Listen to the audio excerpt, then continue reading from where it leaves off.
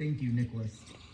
Please welcome Supervisory Agent and Immigration Services Officer Luke Gott from the Omaha Field Office, who will complete the call of countries and present the candidates for citizenship.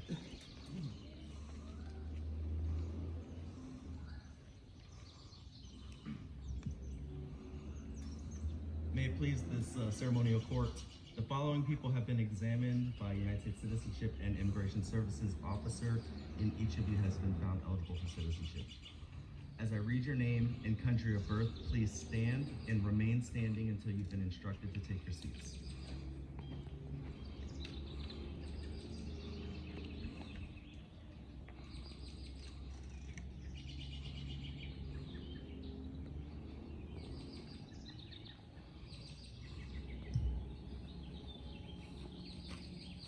Magnus Stig Lindqvist, Sweden.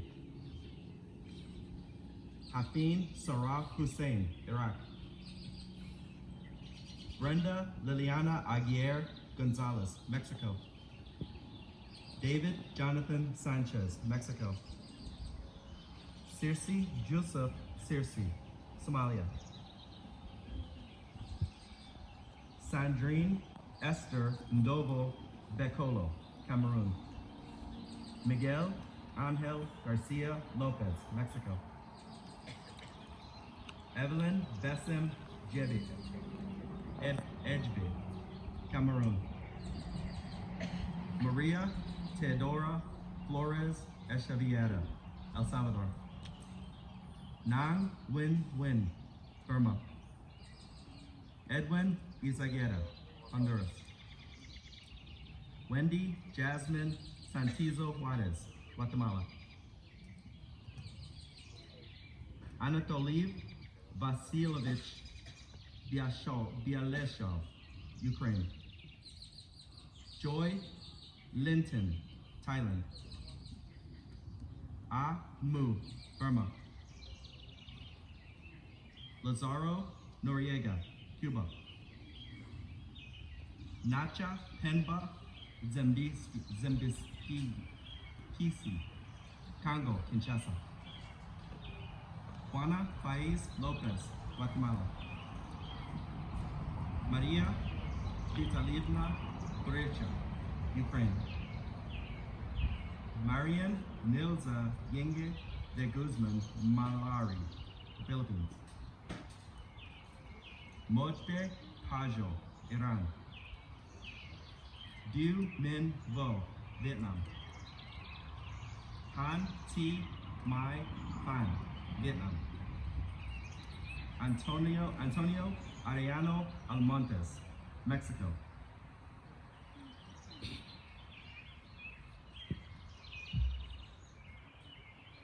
Your Honor, these people have the knowledge and understanding of the English language, along with the history and the government of the United States.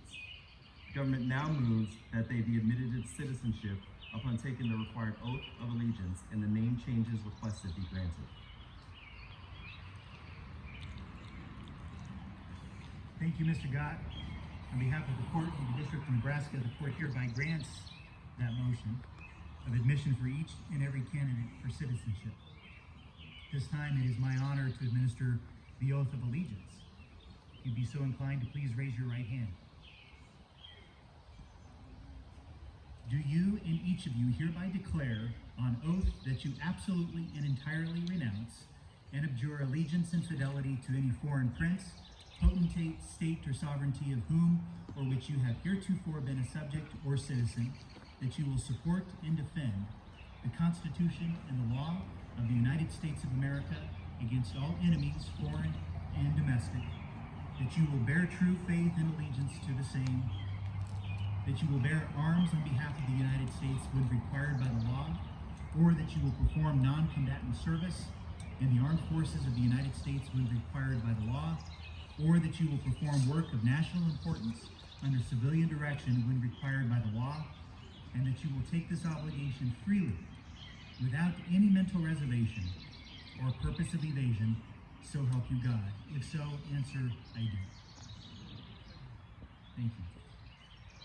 I understand we have a volunteer who is willing to lead us in the Pledge of Allegiance, Mr. David Sanchez. Mr. Sanchez, thank you for volunteering. I would ask everyone to please stand and join us in the Pledge of Allegiance. When you're ready, Mr. Sanchez.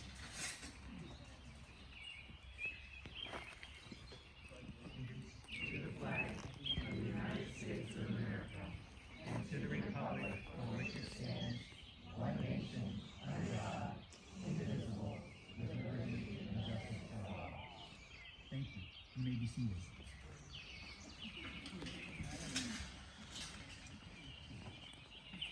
I want to echo the very good comments that have already been made from the folks on the stage. Nicholas, thank you for your inspiring words.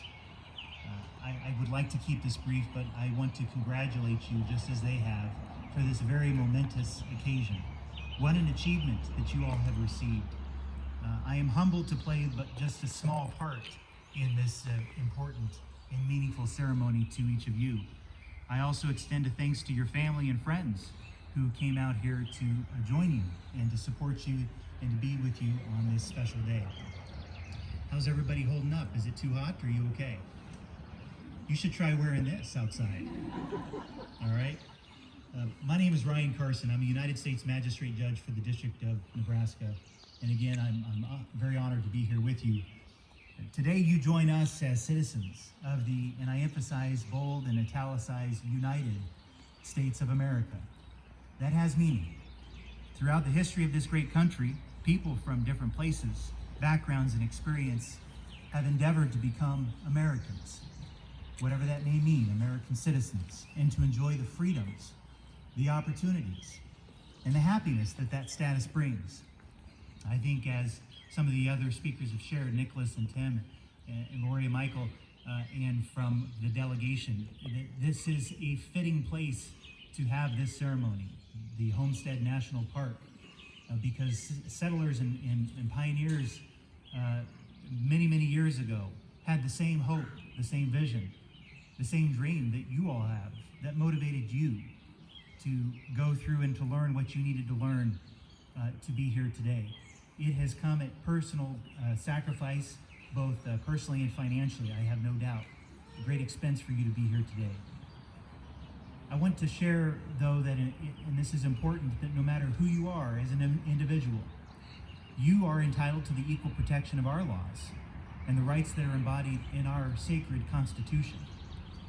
I don't say that lightly. I want to share with you some of those rights and freedoms that are embraced in our Constitution. And that includes the rights of free thought and expression, the right of religion, of the right to a free press and the protections against unreasonable searches and seizures, and against self-incrimination. We are all entitled to due process of law and to be treated fairly and equally. As Americans, we enjoy the unique and special privileges afforded to us in that Constitution. And for that, I feel truly blessed, and I hope you share in that sentiment. Of course, along with those privileges comes responsibility. Each of you have demonstrated your commitment to be a faithful and law-abiding citizen of our great nation. But with that, you'll have other obligations, the duty to serve as a juror, for example, if called upon, and to vote in the elections of our public officials. This is essential to our system of justice.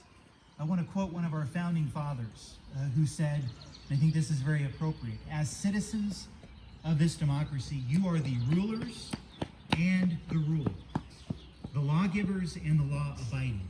You are the beginning and the end.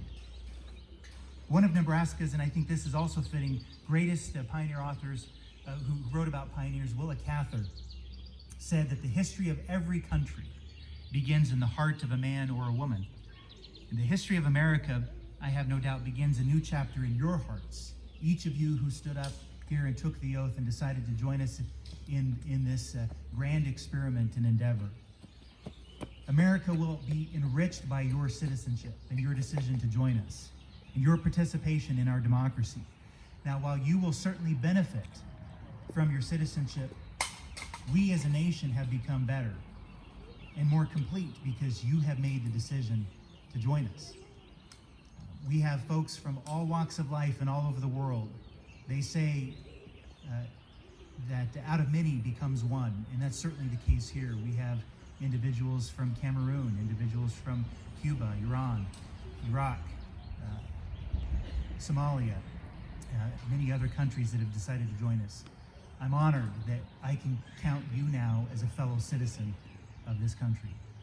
Thank you again for letting me play but a small part of this, and congratulations on becoming an American citizen. I think that deserves a round of applause.